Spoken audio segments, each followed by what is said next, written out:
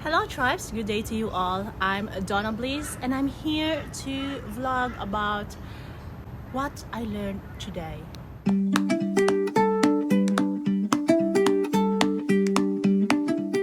Actually, it's not what I learned, but I remembered a very valuable lesson from my teacher when I was in high school. And I think it's a very important thing to pass on to our kids or to our younger friends or relatives or loved ones. What's the important question we should ask a potential partner or our current partners? So, my teacher, Sir Bon Bataga, before he was telling us the important thing to ask your partner or your loved one, he told us about the story of these two couples who's been married for a very, very long time. And these two couples, every time they eat bread, the wife would always give the edge of the bread. For her, the edge part of the bread is her favorite part. And for how many years they've been married, let's say for example 30 or 40 years, every day she's been giving that part of bread to her husband. And one day the husband told her, we've been married for so long, why do you always have to give me the edge of the bread? And then the wife said, well, that's my favorite part of the bread and I have been giving it to you all these years because I love you. But see, here's the point, we have different love languages.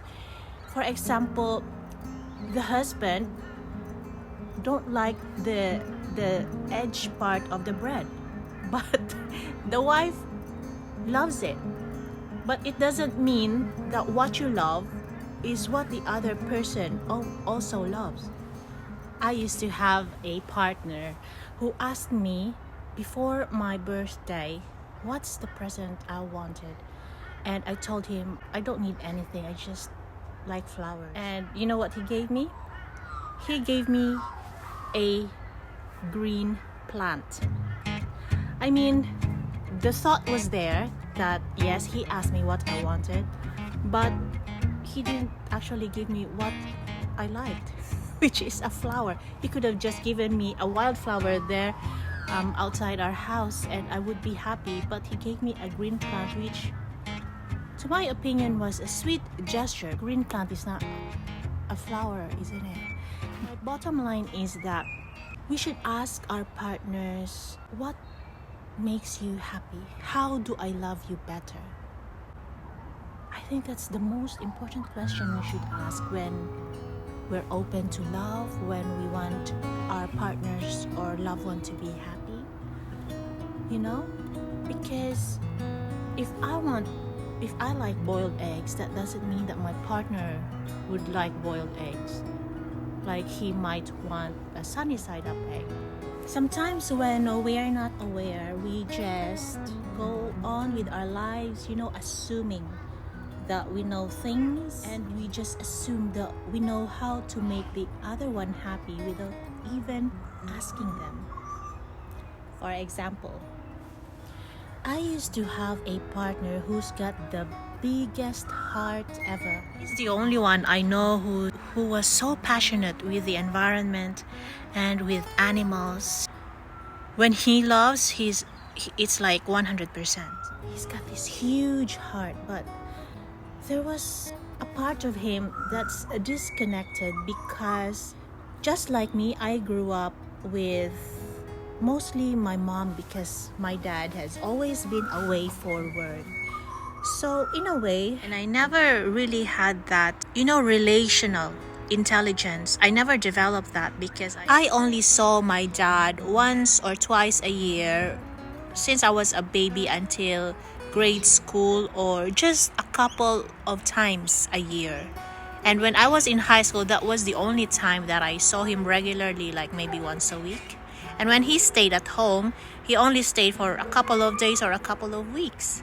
So naturally, of course, there will be a disconnect and I will know less than the people who's got their parents there all through their lives. Relational intelligence is the kind of intelligence how you relate to another person. So what I did was I researched when I was in uni. I bought these magazines about relationships, how to have healthy relationships, and it took me decades and decades to still a working progress actually. Anyway, going back to my ex-partner, the way he loved is what he thought was the way a person should love, because he grew up with this idea that that's healthy. For example, silent treatment. If there is a misunderstanding and there's need to be a talk, quote unquote, a talk is just a talk. But for some people, it's confrontation, it's gonna be fight, it's gonna be a lot of verbal missiles and stuff, because maybe in their past that's what happened to them, and it's normal, guys. So anyway, going back to my ex-partner, he thought that being silent and not talking is the healthier way, when in fact it's just prolonging the issue, prolonging the pain, prolonging the opportunity to fix things.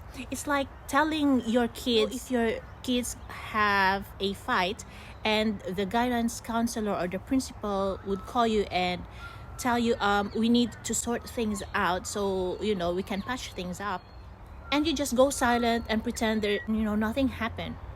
And it's like that's what you're passing on to your kids, that no, we don't talk, we just pretend it didn't happen. The elephant doesn't exist there in the room. We just put a little bit of towel there, but he thought that he was doing the right thing, because I don't know, maybe his dad told him that I don't like confrontations because I just like to just don't say anything so there's no fight. And he thought that that's a healthy thing because that's what his dad used to do. In fairness, if you're not aware, this looks like a healthy thing to do, isn't it? The only reason I know it's not healthy was because I listened to therapists, especially marriage therapists like Afterall. I listened to these people here. Names here are the people you should go to when you have relationship issues. When I listen to them, there's a lot of things that you realize that you are doing toxic stuff all your life because you just don't know. You didn't know that it's toxic. You just thought that that's what my parents did, so that's what I'm gonna do too. So it's like a cycle, a very unhealthy cycle. And if you have a partner who withholds because they are angry at you, or they want to manipulate a situation, or they want you to say yes to something or no to something, that's a toxic relationship too. And you don't know this until you listen to therapists. This kind of behavior, withholding, is the same as silent treatment. I know it's a shock. The silent treatment behavior, it's just like a passive aggressive. It doesn't look aggressive because there's just silence there. So it seems like nothing wrong has been done. There's no harm. But it's called passive because it just looks like it, but you're actually doing the same damage as the aggressive behavior one, which is for example, withholding. So both of you are just doing a toxic cycle. Both of you are just doing the same thing, prolonging the agony, prolonging pain, because both of you don't want to resolve things. So my point is that if you don't know healthy relationship, you will never know unless you research, unless you go to the professionals, and you don't listen to people who are doing the exact same thing that you do that you thought was healthy. All through your life, you've been listening to the wrong advice. So this is me for now. I hope I've injected some insights. Lighten down.